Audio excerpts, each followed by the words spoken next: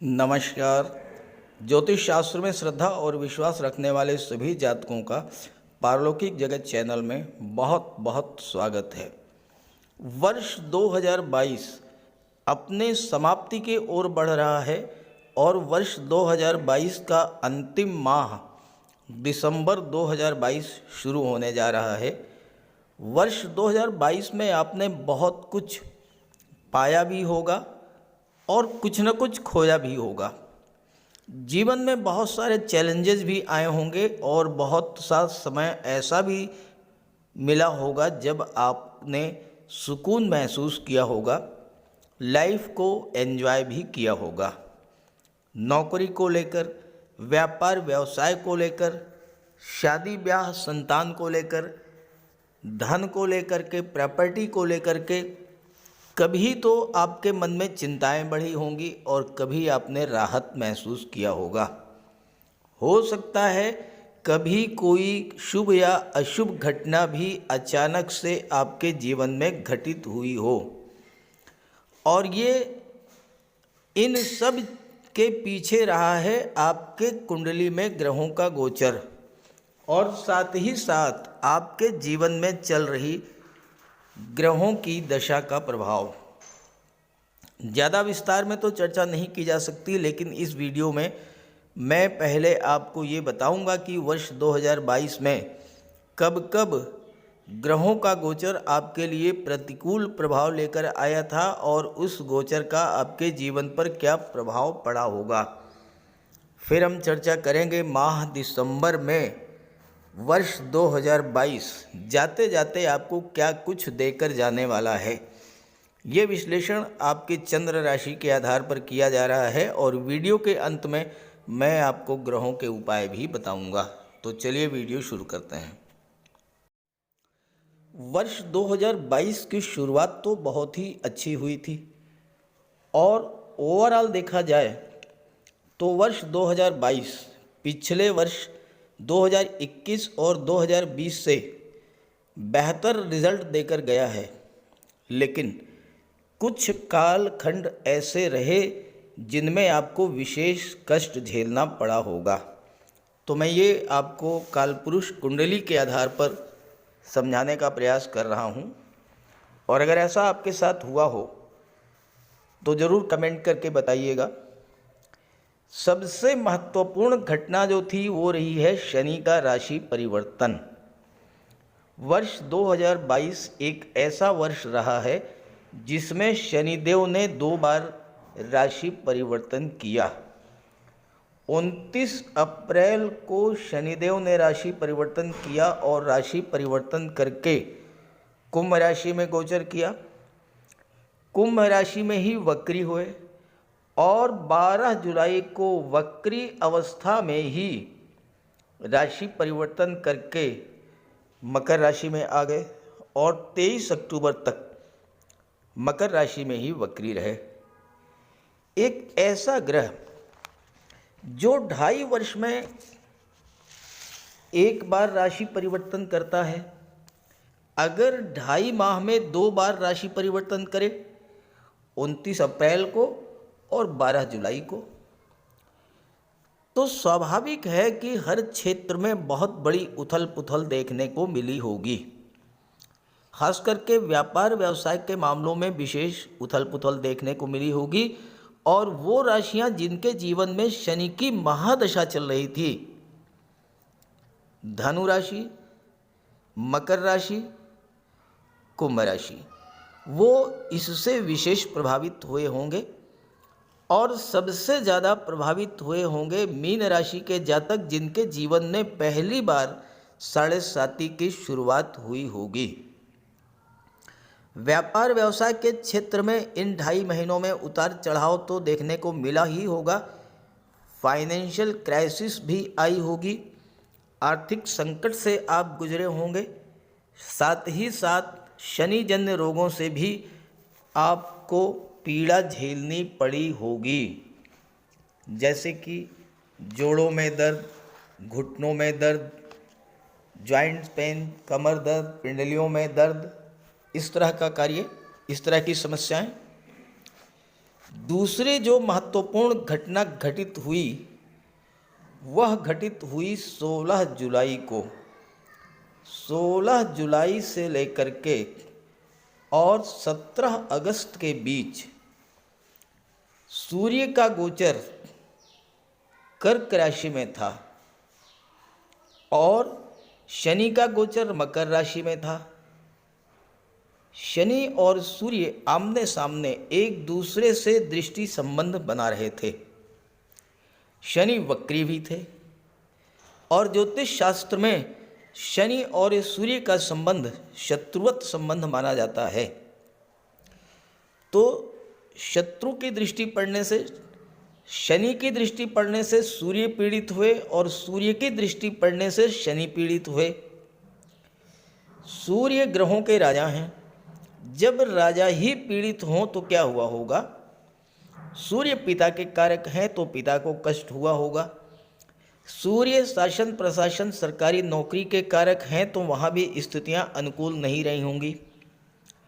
Workload बढ़ा होगा, अधिकारियों का सहकर्मियों का सहयोग नहीं मिला होगा। प्रमोशन वेतन वृद्धि का मामला था तो उसमें भी रुकावट आई होगी। आपका कोई काम सरकारी अधिकारियों कर्मचारियों से था तो वह काम भी नहीं बना होगा, उसमें भी विघ्न बाधाएं आई होंगी। शिक्षा प्रतियोगिता के क्षेत्र में भी बाधाएं आई होंगी और नौकरी प्राप्ति के मामले में भी रुकावट आई होगी। हो सकता है कि आपका सब कुछ फाइनलाइज हो गया हो लेकिन नियुक्ति पत्र ना मिला हो। सूर्य के पीड़ित होने के कारण आप नेत्र कष्ट, हड्डियों के रोगों से, हार्ट प्रॉब्लम्स, एंजाइना पेन, पाचन तंत्र संबंधी रोग, आत्मविश्वास में कमी और माइग्रेन, इन सब समस्याओं से पीड़ित हुए होंगे। जहाँ तक शनि की बात है, शनि तो पहले से ही वक्री चल रहे थे, सूर्य की दृष्टि पड़ने से और भी पीड़ित हुए। शनि कर्म के कारक होते हैं, शनि लाभ के कारक होते हैं, शनि दशम भाव और एकादश भाव के कारक होते हैं। तो शनि के पीड़ित होने का सीधा असर आपके कामकाज पर पड़ा होगा। कार्यों की गति धीमी हुई होगी, कार्यों में रुकावट आई होगी, काम में मन नहीं लगा होगा, आलस्य थकान बढ़ी होगी, आपके मन में उत्साह की कमी रही होगी और सबसे बड़ी बात, फाइनेंशियल क्राइसिस से भी आपको गुजरना पड़ा होगा। आर्थिक संकट भी आपने झेला होगा।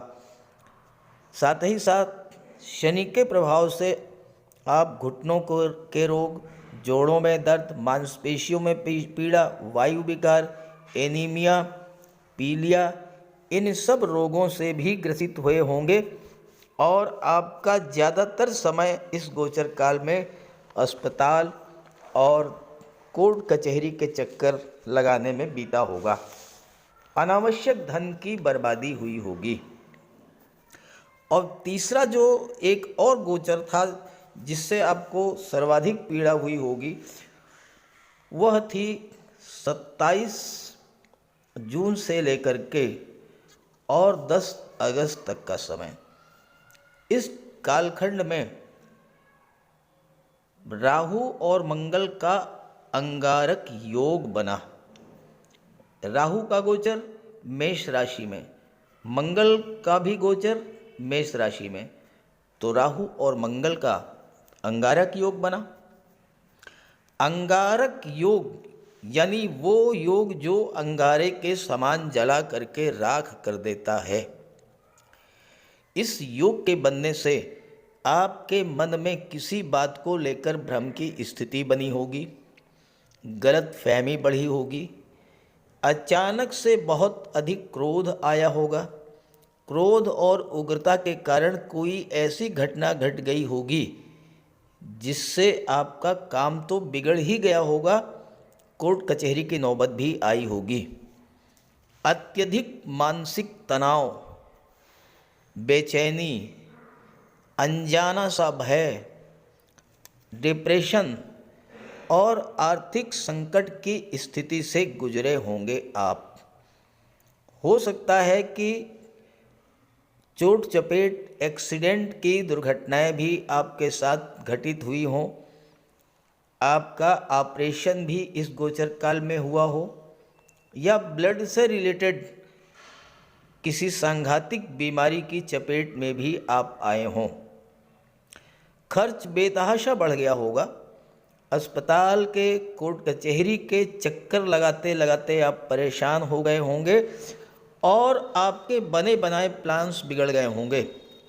जीवन साथी, लव पार्टनर, बिजनेस पार्टनर से भी इस गोचर काल में तनाव पैदा हुआ होगा।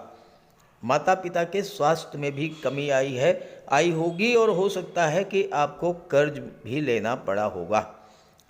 इसके अलावा जो चौथी घटना रही वो रही वर्ष 2022 में दो सूर्य ग्रहण और दो चंद्र ग्रहण घटित हुए। सूर्य ग्रहण 30 अप्रैल और 25 अक्टूबर को घटित हुआ और सूर्य जब पीड़ित हुए तो स्वाभाविक है कि पूरा चराचर जगत पीड़ित हुआ। चंद्र ग्रहण 16 मई को और दूसरा चंद्र ग्रहण 8 नवंबर को लगा। इन समय भी आपके लिए अच्छा नहीं रहा होगा। जब चंद्रमा पीड़ित तो आपका मन पीड़ित, यानी आप स्वयं पीड़ित। तो इस तरह से कुछ विशेष कालखंडों की मैंने चर्चा की है और इन कालखंडों में अगर आपके साथ जैसा मैंने बताया वैसा आपके साथ हुआ हो तो ज़रूर कमेंट कीजिएगा। हालांकि सबके साथ नहीं हुआ होगा, लेकिन जिसके जीवन में जिस भी ग्रह की महादशा या अंतर्दशा, खास करके सूर्य, शनि, मंगल, राहु, अगर इनकी महादशा या अंतर्दशा गतिमान रही होगी तो निश्चित रूप से कुछ न कुछ समस्याएं इस तरह की ज़रूर आई होंगी। तो ज़रूर कमेंट कीजिएगा। अब बात करते हैं वर्ष 2022 जाते जाते माह दिसंबर में आपको क्या क्या दे करके जाएगा। तो ये है मकर राशि के जातकों की कुंडली। दिसंबर 2022 का महीना मकर राशि के जातकों के लिए कुछ विशेष प्रभाव लेकर के आ रहा है। सबसे बड़ी बात यह है कि सभी ग्रह सूर्य को छोड़कर पूरे दिसंबर माह में आपकी कुंडली में स्थिर रहने वाले हैं।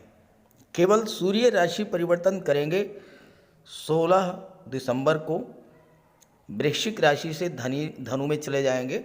हालांकि शुक्र और बुध भी, शुक्र 5 दिसंबर को, बुध 3 दिसंबर को राशि परिवर्तन करके धनु राशि में जाएंगे, लेकिन ओवरऑल दिसंबर में बुध और शुक्र पूरे महीने 9वें भाव 12वें भाव में ही धनु राशि में ही गोचर करेंगे। शनि मकर राशि में, गुरु अपनी ही राशि मीन राशि में, राहु मेष राशि चतुर्थ भाव में, मंगल वृषभ राशि में पंचम भाव में, केतु तुला राशि में दशम भाव में गोचर कर रहे हैं। ये हैं ग्रह स्थितियाँ। अब बात करते हैं सबसे पहले लग्न और लग्नेश के बारे में, क्योंकि किसी भी जातक की कुंडली का विश्लेषण करते समय सबसे महत्वपूर्ण गोचर होता है लग्न के स्वामी का। तो यहाँ पर लग्न भाव में शनि गोचर कर रहे हैं और लग्न भाव के स्वामी भी हैं, तो शश महापुरुष राजयोग बना रहे हैं। दूसरी बात, शनिदेव 23 अक्टूबर तक वक्री थे, अब मार्गी हो चुके हैं 23 अक्टूबर से। तो मार्गी होने के बाद शनि अपना विशेष प्रभाव आप पर डालेंगे और ये मकर राशि के जातकों के लिए अंतिम अवसर होगा जब शनि उनके लग्न भाव में गोचर करेंगे। इसके बाद 30 वर्षों के बाद ही ये मौका आएगा जब शनि आपके लग्न भाव में शश राजयोग बनाएंगे। शश राजयोग बहुत ही श्रेष्ठ और दुर्लभ राजयोग होता है, क्योंकि ये राजयोग जीवन के हर क्षेत्र में उच्च स्तर की सफलता देता है, आयु में वृद्धि करता है, अत्यंत परिश्रमी स्वभाव होता है, किसी भी वस्तु, किसी भी बात को पूरी गहराई से जानने की प्रबल इच्छा होती है ऐसे जातकों में, और साथ ही साथ आप जो भी कार्य कर रहे हैं, चाहे वो गवर्नमेंट जॉब हो, चाहे वो प्राइवेट जॉब, व्यापार हो या व्यवसाय हो, ज्योतिष हो, शिक्षण कार्य हो या कारपोरेट जगत, हर क्षेत्र में आपको उच्च स्तर की सफलता देने वाला होता है। और शश राजयोग जीवन में बड़े अधिकारी, अभियंता, जज, वकील और राजनीति के क्षेत्र में उच्च पद देने वाला होता है। शनि भूमि, भवन, वाहन के कारक होते हैं। भूमि संबंधी कार्यों में विशेष सफलता दिलाते हैं शनि, खास करके प्रॉपर्टी डीलिंग या रियल इस्टेट से जो लोग जुड़े हुए हैं, कंस्ट्रक्शन का जो लोग कार्य करते हैं, माइंस और मिनरल से जुड़े हुए हैं, पेट्रोलियम, गैस या केमिकल प्रोडक्ट्स का कार्य करते हैं, मेडिसिन से जुड़े हैं, फार्मा कंपनीज हैं जिनकी, डॉक्टर हैं, सर्जन हैं, पुरातत्व, रक्षा अनुसंधान, ज्योतिष और रिसर्च से जो लोग जुड़े हुए हैं, उनके लिए शनि का ये गोचर बहुत ही श्रेष्ठ लाभ देने वाला है। शनि जब शश राजयोग बनाते हैं तो व्यक्ति को एक से अधिक साधनों से धन की प्राप्ति कराते हैं। और जिन जातकों की जन्म कुंडली में शश योग बनता है वो जीवन में शीर्ष तक पहुंचते हैं। बड़े बिल्डर, बड़े आर्किटेक्ट, पेट्रो कंपनीज के मालिक, बड़े बड़े इंडस्ट्रियलिस्ट या फिर विदेश सेवा, राजनीति के क्षेत्र से शासन प्रशासन के क्षेत्र में उच्च पदस्थ अधिकारी, बड़े बिजनेसमैन, ये सब शशि योग के कारण बनते हैं। शनि की तीसरी दृष्टि कुंडली के पराक्रम भाव पर पड़ेगी। तीसरे भाव में देवगुरु का गोचर है और शनि और गुरु में सम संबंध है। तो यहाँ पर शनि आपके परिश्रम क्षमता में तो वृद्धि करेंगे ही, यात्राओं के योग बनाएंगे। भाई बहनों, मित्रों, पड़ोसियों के जीवन में भी शनि के प्रभाव से उन्नति देखने को मिलेगी। आपकी कुंडली में बन रहे शश योग के प्रभाव से आपके भाई बहनों की भी उन्नति होगी। नौकरी में है, ट्रांसफ़र चाहते हैं तो ट्रांसफ़र मिल सकता है। ट्रांसफरेबल जॉब आपका है, या जैसे आप मेडिकल रिप्रेजेंटेटिव हैं, मार्केटिंग के क्षेत्र से जुड़े हैं, वहाँ भी आपके लिए बहुत अच्छा रहेगा। शनि की दृष्टि सप्तम पर पड़ेगी। चूँकि शनि मार्गी हो चुके हैं, आपके विवाह के योग बनेंगे। हालांकि शनि आपके अंदर बहुत अधिक जिम्मेदारी की भावना भी डेवलप करेंगे। आप व्यापार व्यवसाय में, पारिवारिक जीवन में बहुत ही जिम्मेदारी के साथ कार्य करेंगे शनि के प्रभाव से। और शनि के दशम दृष्टि पड़ेगी दशम भाव कर्म क्षेत्र पर। यहाँ पर केतु का गोचर है। केतु शुक्र की राशि में है।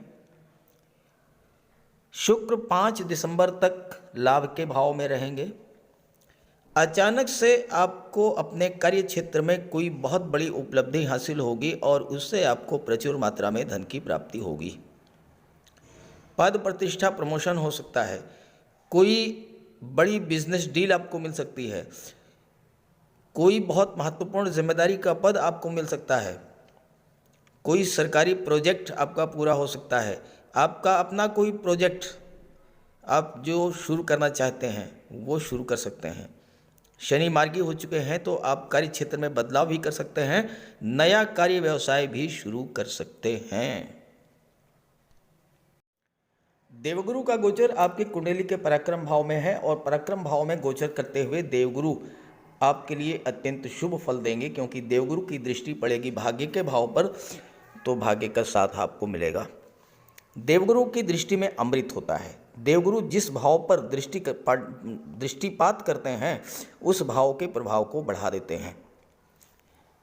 तीसरे भाव में गोचर करते हुए देवगुरु के बारे में ज्योतिष शास्त्र में कहा गया है जीवे तृतीय तेजस्वी कर्म दक्षो जितेंद्रिय मित्राप्त सुख संपन्न तीर्थवाता प्रियो वेवित। अर्थात ऐसा जातक तेजस्वी होता है, काम करने में दक्ष होता है, इंद्रियों को वश में रखने वाला होता है, मित्र और संबंधियों का सुख प्राप्त करता है और तीर्थ यात्राएं करने वाला होता है। देवगुरु की दृष्टि भाग्य भाव पर पड़ेगी। आप अपने परिश्रम से अपने भाग्य का निर्माण करेंगे। जिस भी कार्य को शुरू करेंगे समाप्त करके ही दम लेंगे। इसी कारण आपको हर कार्य में सफलता मिलेगी। शास्त्रों और धर्म में आपकी आस्था बढ़ेगी। तीर्थ यात्राएं भी आप करेंगे। अपना कार्य अत्यंत चतुराई से आप करेंगे। देवगुरु की दृष्टि पड़ेगी सप्तम भाव पर और आपका विवाह करा देंगे। पारिवारिक जीवन सुखद रहेगा। भाई बहनों परिवारिक जनों से संबंध आपके अच्छे होंगे। चूँकि देवगुरु थर्ड हाउस में गोचर कर रहे हैं, अगर आप भाइयों से संबंध बना करके रखेंगे तो बहुत बड़ा लाभ आपको होगा। विवाह समय से होगा, परंपरागत तरीके से होगा और दाम्पत्य जीवन सुख खुशहाल होगा। नवम भाव पर दृष्टि पड़ने से आप अपने पुरुषार्थ से भाग्य का निर्माण करेंगे। भाग्य का सपोर्ट मिलेगा। सरकार से सम्मान प्राप्त हो सकता है और सरकारी अधिकारी बनने का योग भी बनेगा। और आपकी आजीविका नौकरी से ही होने की ज़्यादा संभावना है। और देवगुरु की दृष्टि लाभ के भाव पर पड़ेगी तो आपको हर तरह से लाभ प्रदान करेंगे। भाग्य भाव पर भी दृष्टि है और लाभ के भाव पर भी दृष्टि है, तो भाग्य के सपोर्ट से आपको हर तरह का लाभ होगा। संतान की प्राप्ति हो सकती है, विवाह हो सकता है और प्रचुर मात्रा में धन भी प्राप्त हो सकता है। खास करके अगर आप education sector, finance sector, banking sector से जुड़े हैं, काउंसलर हैं, वकालत के क्षेत्र से जुड़े हैं, आपका कोई शिक्षण संस्थान है, कोई कोचिंग इंस्टीट्यूट है, या आप धर्मगुरु हैं, पुरोहित हैं, या कथावाचक हैं, धार्मिक कर्मकांड कराते हैं, या ऑर्नामेंट्स ज्वेलरी के व्यापार व्यवसाय से जुड़े हैं, स्वर्णकार हैं, जौहरी हैं, इन सब क्षेत्रों में आपको प्रचुर मात्रा में धन की प्राप्ति होने जा रही है दिसंबर 2022 में। तीसरा जो महत्वपूर्ण गोचर है वो शुक्र और बुध का है। शुक्र 5 दिसंबर को, बुध 3 दिसंबर को कुंडली के 12वें भाव में पहुंच जाएंगे। 12वां भाव क्या होता है? खर्चों का होता है। तो खर्चे बढ़ेंगे, कोई दो राय नहीं है। लेकिन ये जो खर्चे होंगे ये आप अपने घर की सुख सुविधा के साधनों पर खर्च करेंगे। 12वां भाव विदेश का होता है। शुक्र दशम के स्वामी हैं। शुक्र कला के कारक हैं। बुध आईटी सेक्टर कम्युनिकेशन के कारक हैं, व्यापार के कारक हैं। और बुध और शुक्र दोनों जब 12वें भाव में होंगे तो पहली बात तो ये है कि विदेशी व्यापार में उन्नति होगी, व्यापार व्यवसाय में आपको लाभ होगा। दूसरी बात, शुक्र के प्रभाव से, चूँकि शुक्र कला के कारक होते हैं, कला से संबंधित क्षेत्रों में संगीत, नृत्य, अभिनय, लेखन, गायन, वादन, किसी भी क्षेत्र में आप विदेश जा कर के अपनी कला का प्रदर्शन कर सकते हैं। स्टेज प्रोग्राम देने का भी आपको अवसर प्राप्त होगा। शुक्र दशम के स्वामी होकर के 12वें में गोचर कर रहे हैं, तो कला के क्षेत्रों का व्यापार व्यवसाय, सौंदर्य से संबंधित व्यापार व्यवसाय अगर आपका है, जैसे आप महिलाओं के श्रृंगार प्रसाधन हैं, डिज़ाइनर ड्रेसेस हैं, ऑर्नामेंट्स है, ज्वेलरी है, या फिर परफ्यूम्स है, ब्यूटी पार्लर है आपका, या घर की सुख सुविधा को बढ़ाने वाले साधनों का व्यापार व्यवसाय करते हैं, जैसे डिज़ाइनर फर्नीचर है या इस तरह की चीज़ें, इलेक्ट्रॉनिक्स आइटम्स हैं, तो आपको विदेश एक्सपोर्ट करने का भी अवसर आपको प्राप्त होगा। शुक्र से संबंधित वस्तुएं, कला से संबंधित, सौंदर्य से संबंधित ऐसी चीज़ें जिनसे सुख प्राप्त हो, इन चीज़ों का विदेश से व्यापार का अवसर आपको शुक्र प्रदान करेंगे। बुध भाग्य भाव के स्वामी हैं तो स्वतः आपको भाग्य का पूरा साथ मिलेगा, विदेशी व्यापार में आपकी उन्नति होगी। और बुध छठे भाव के स्वामी भी हैं। और एक महत्वपूर्ण चीज़ मैं आपको बताऊं, सूर्य 16-12 तक लाभ के भाव में है, 16 दिसंबर को चले जाएंगे 12वें भाव में। सूर्य और बुध का बुधादित्य योग बनेगा, और जब सूर्य और बुध का बुधादित्य योग बनता है, बुध नौकरी के भाव के स्वामी हैं, तो क्या होगा? किसी विदेशी कंपनी में, किसी मल्टीनेशनल कंपनी में आपको जॉब मिल सकती है। कंप्यूटर के क्षेत्र, कम्युनिकेशन के क्षेत्र, मैनेजमेंट के क्षेत्र में नौकरी मिल सकती है। सूर्य पंचम के स्वामी हैं, 12वें भाव में गोचर करेंगे। अष्टम के स्वामी हैं। अष्टम क्या है? गुप्त विद्याओं, गुप्त रहस्यों का, ज्योतिष और तंत्र मंत्र का। 12वां भाव धर्म, अध्यात्म और मोक्ष का। और जब अष्टम के स्वामी होकर के सूर्य 12वें में गोचर करेंगे, आपकी रुचि धर्म कर्म में बढ़ेगी और आपके जीवन में शनि की 7.5 चल रही है। जितना अधिक आप धर्म कर्म से जुड़ेंगे, जितना अधिक आप दान पुण्य करेंगे, गरीबों की मदद करेंगे, उतना ही अधिक आपको 7.5 की पीड़ा से राहत मिलेगी। सूर्य यहाँ पर आपको गुप्त धन की भी प्राप्ति करा देंगे। ऐसा पैसा जो आपको अचानक से बिना किसी प्रयास के प्राप्त हो जाए। अब बात कर लेते हैं मंगल के बारे में। अभी मैंने एक वीडियो अपलोड किया है, मंगल और शुक्र का परिवर्तन योग। ये 5 दिसंबर तक बनेगा और ये बहुत ही शुभ योग है। इस योग के बनने से आपको धन की प्राप्ति भी होगी, संतान की भी प्राप्ति होगी और साथ ही साथ मंगल के प्रभाव से, चूँकि मंगल शिक्षा के भाव में गोचर कर रहे हैं, तो आप मंगल से रिलेटेड क्षेत्रों में, सैन्य क्षेत्र है, पुलिस विभाग है, मेडिकल और सर्जरी है, इन क्षेत्रों में आपको जॉब भी मिल सकती है। राहु का गोचर कुंडली के चतुर्थ भाव में है, जहाँ से भौतिक सुखों का विचार किया जाता है। राहु 22 नवंबर से महाबली हो चुके हैं। राहु के महाबली होने पर मैंने एक वीडियो अपलोड किया है, आपने देखा भी होगा, और अगर नहीं देखा है तो ज़रूर देखिएगा। उससे काफ़ी कुछ आपको जानकारी मिलेगी राहु के शुभ और अशुभ फलों के बारे में। जहाँ तक वर्तमान गोचर की बात है, चतुर्थ भाव सुखों का भाव है और राहु आपको भौतिक सुखों की ओर मोड़ देंगे। आप अपनी ओर, अपने ऊपर ज़्यादा ध्यान देंगे, अपनी इच्छाओं की पूर्ति का हर संभव प्रयास करेंगे। रहने के लिए अच्छा घर हो, आने जाने के लिए शानदार वाहन हो, सुख सुविधा के साधन हो, तो ये सब आपको राहु दिलाने का प्रयास भी करेंगे और दिला भी देंगे। चूँकि राहु एक्सट्रीम को शो करते हैं, तो आप थोड़े में संतुष्ट नहीं होंगे। राहु की दृष्टि दशम पर पड़ी है, तो जैसा मैं बार बार अपने वीडियोज़ में कहता हूँ कि आप अपने व्यापार व्यवसाय का जितना अधिक एक्सपेंशन करेंगे, विस्तार करेंगे, उतना ही अधिक आपको सफलता मिलेगी।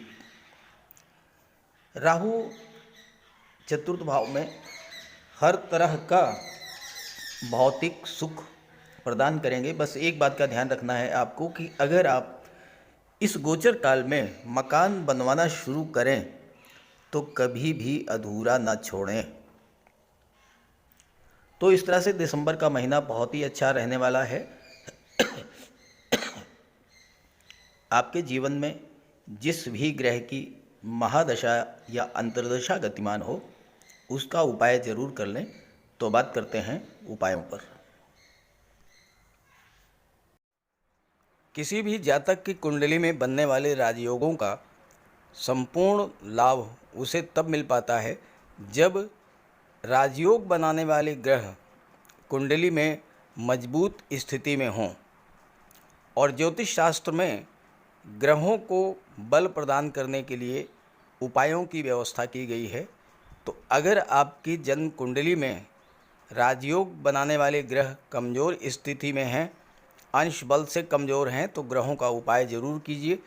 इससे ग्रहों को बल प्राप्त होगा और आपको राजयोग का संपूर्ण लाभ प्राप्त हो पाएगा।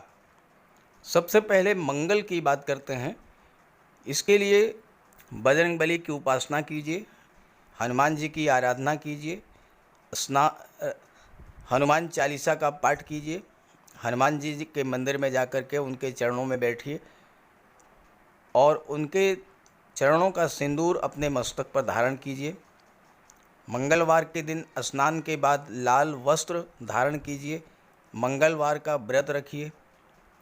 हनुमान जी को सिंदूर में चमेली का तेल चढ़ाकर, तेल मिला करके अर्पित करें। हनुमान जी को चोला चढ़ाएं और मूंगा धारण कर सकते हैं, लेकिन किसी योग्य ज्योतिषी से परामर्श लेकर। और मंगलवार के दिन लाल वस्त्र, गेहूँ, गुड़ और तांबे का दान करने से भी मंगल को बल प्राप्त होता है। जहाँ तक देवगुरु की बात है, देवगुरु बृहस्पति को प्रसन्न करने के लिए गुरुवार का व्रत रखिए। 5 गुरुवार, 11 या 43 गुरुवार का व्रत रखें। घर में केले का एक वृक्ष लगा लें और उसकी सेवा करें। स्नान करते समय पानी में हल्दी या केसर मिलाकर स्नान करें और हल्दी या केसर का तिलक लगाएं। भूल करके भी गुरु, साधु, संतों का, माता पिता का अपमान ना करें। माता पिता, गुरु और वृद्धों का सम्मान करें, उनकी सेवा करें और उनका आशीर्वाद प्राप्त करें। तोते को चने की दाल खिलाएं, इससे बुध और गुरु दोनों प्रसन्न होते हैं। पुखराज भी धारण कर सकते हैं गुरुवार के दिन, लेकिन योग्य ज्योतिषी का परामर्श लेकर ही कोई रत्न धारण करें। ज़्यादा बेहतर ये है कि हल्दी की एक गांठ पीले वस्त्र में बांधकर अपने बाजू में बांध लीजिए और पीले रंग के वस्त्रों का ज़्यादा प्रयोग कीजिए। चादर, तकिए, गिलाफ ये सब पीले रंग के रखिए, पर्दे। शुक्र को बल प्राप्त हो, इसके लिए माता लक्ष्मी की उपासना कीजिए और 21 या 31 शुक्रवार को व्रत रखें। शुक्रवार के दिन सफ़ेद रंग के वस्त्र, चीनी, चावल, दूध और दही, घी से बने पदार्थों का सेवन करें।